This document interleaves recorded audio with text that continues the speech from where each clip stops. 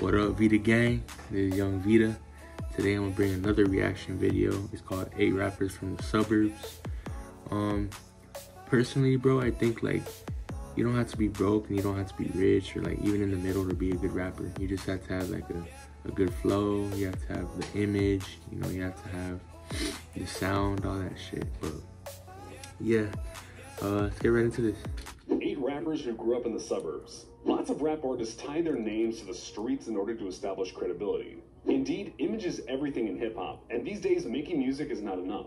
You have to build an image, a brand which will tie your product to your likeness. This is why so many rappers represent the streets which they came from. But there are plenty of rappers who did not live the gritty street life that they might have you think. Here are 8 rappers who grew up... I just personally think like, if you're not in the streets and you're not doing like, you're not moving in the streets, don't say that you are, you know what I'm saying?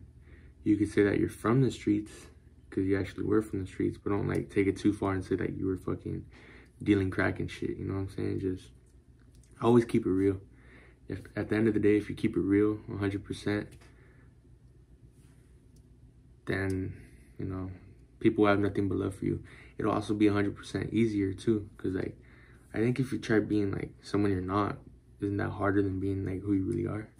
You know what I'm saying? So in the suburbs. While some of these are to be expected, some of them may completely surprise you. Before we start the video, make sure you click that like button and don't forget to subscribe.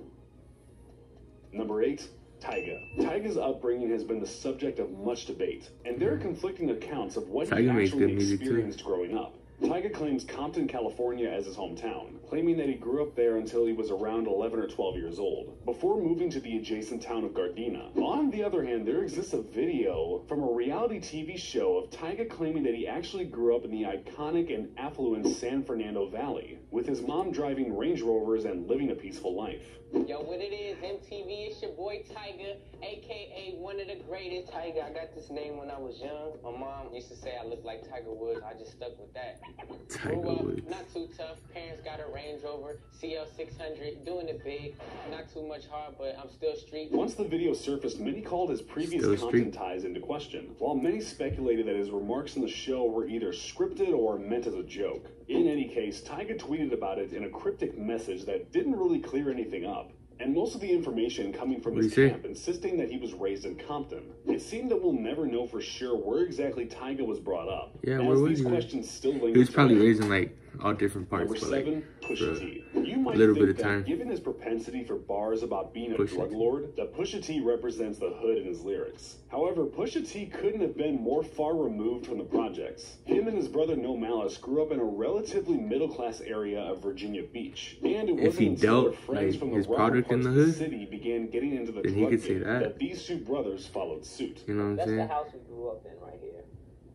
Oh, this one here? Yeah. That's a nice It ass all house. began in this middle-class neighborhood in Virginia Beach, where they had a good childhood. Loving mom and dad, nice food. I only have a fucking 1-bedroom apartment. Me and my mama, food. Friends were proving there was real money to be made. Enticed by fast cars and candy paint jobs, these 2 brothers began their journey through selling drugs to hip-hop superstardom as the duo Clips. While their parents would ultimately find out about their illegal dealings and kick them out of the house. So they still did illegal shit when they kind of had like a good upbringing? By the time the 2 had achieved worldwide success, many of their associates, managers, friends, and confidants got locked up for their roles in drug dealing going down in Virginia Beach. Pusha and No Malice were lucky to not be indicted themselves, and these events led No Malice to abandoning rap entirely and dedicating himself to the Lord, becoming a preacher in his hometown. Pusha T has gone on to be one of the most prolific rappers in the game today, along with being the president of Kanye West's Good music label. All in all, it was a pretty weird trajectory. But if I had to pick between him and Drake, I'm going Drake all day, bro. Well, right? Number 6, you know what I'm saying? Like, J. Cole was able to turn his Drake at the end of the day, his music sounds way better. You know, it sounds better at parties, clubs, your house, your ears. It sounds better anywhere. Pusha T's just better for like, I would say straight bars. But Drake has the flow, he has the sound, he has the style, all that shit. So the childhood home came to have a symbolic meaning for him. Fucking love J. Cole's music too. 2014 Forest Hills Drive was his best project in my opinion.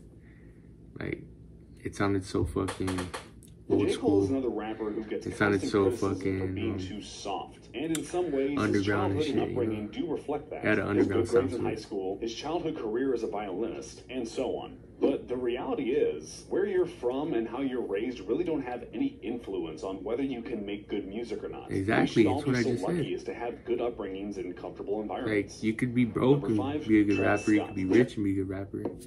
Oh, here's the ad, It's but just like, part of an experiment.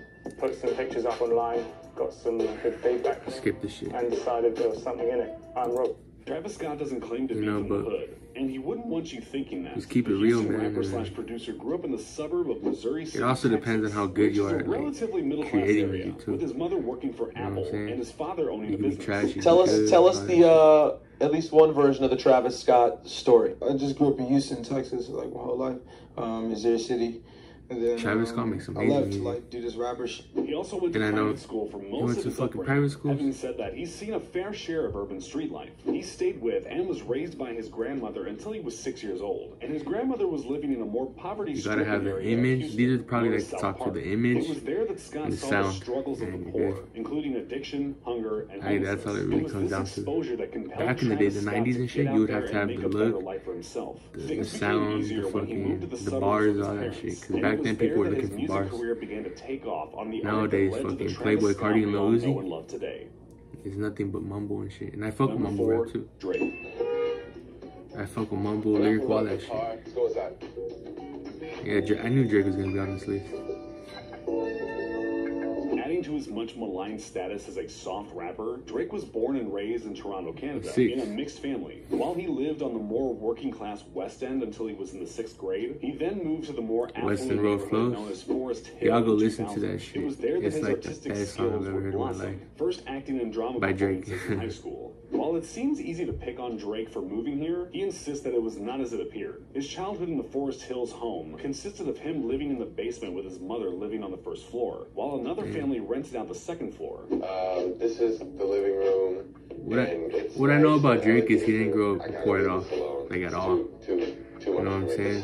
He always had a way to move and shit. Here's my mother. But he also wasn't Making like. notes as usual on probably some. What I'll say is he didn't have to worry about being homeless. Through That's here, all I'll this is say. our wonderful fridge with stock because there were people over today. So You know, he had Degrassi going for now we're him. gonna check out my space. I think his mom, he said, was a teacher or some shit. It might be This way is my off. space. This is where I live. And through here, that's my living room. Yeah. I like a chilling vibe. That's my favorite thing about this basement. I made this table. Going to school with the richest and most well-to-do kids in Toronto led to Drake feeling isolated and was like an outcast. And he would then transfer to a school called Vaughan Road, in a lower socioeconomic bracket. You can't help but feel for the guy. In a culture so So he went obsessed from here to with here? rough upbringings and underdog stories, Drake's doesn't appear to fit the bill. But that didn't stop him from being one of rap's biggest stars. Having said that, Yeah, I don't really what's care. it matter if you At the enjoy end his of the day, music anyway? at the end of the day, I'll always be a Drake fan. You know what I'm saying? Number 3, Lil Yachty. Lil Fuck with his Yachty music heavy. I want all the Damn, samples. another ad. Okay, maybe not all the samples, just the good ones. But how many there?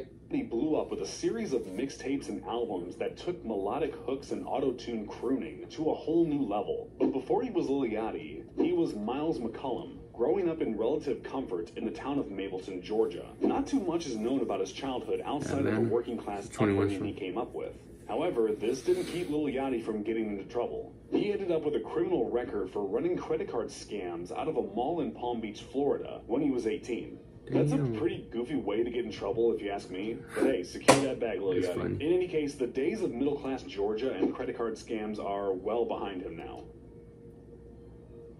Number 2, Chance the Rapper. Perhaps the prime example of middle-class rap, Chancellor Bennett famously grew up in West Chance. I don't really listen to in a Chance like middle-class that. neighborhood I on do know he Chicago's makes good South music, Side. though. That's what His I know. parents both worked in government, and his father was even the aide to then-Senator Barack Obama, whom Chance met several times during his youth. This Damn. almost culminated in moving to Washington, D.C. for his father to help with Obama's presidential campaign, although this apparently fell through. In any case, Chance utilized the public services offered by his local library to help cultivate his musical passion. It's crazy. First breaking through with the mixtape 10 Day. Born into a family of government employees, Chance has retained a political mindset, working to help raise Chicago children out of of poverty and help his hometown in any way he can. Yeah. Number 1, Tyler the Creator.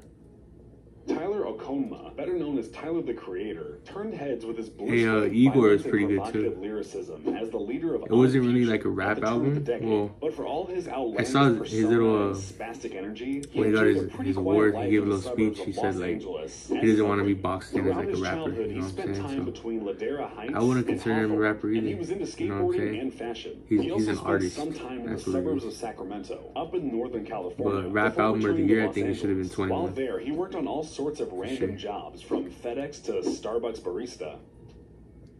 All this is to say that there is no barrier, be it money or upbringing, that can prevent someone from being a great hip-hop artist. That's the beautiful thing about hip-hop. As long as you're true to yourself, the rest will follow. There's no greater crime than being fake. So you might as well rep where you're from with pride.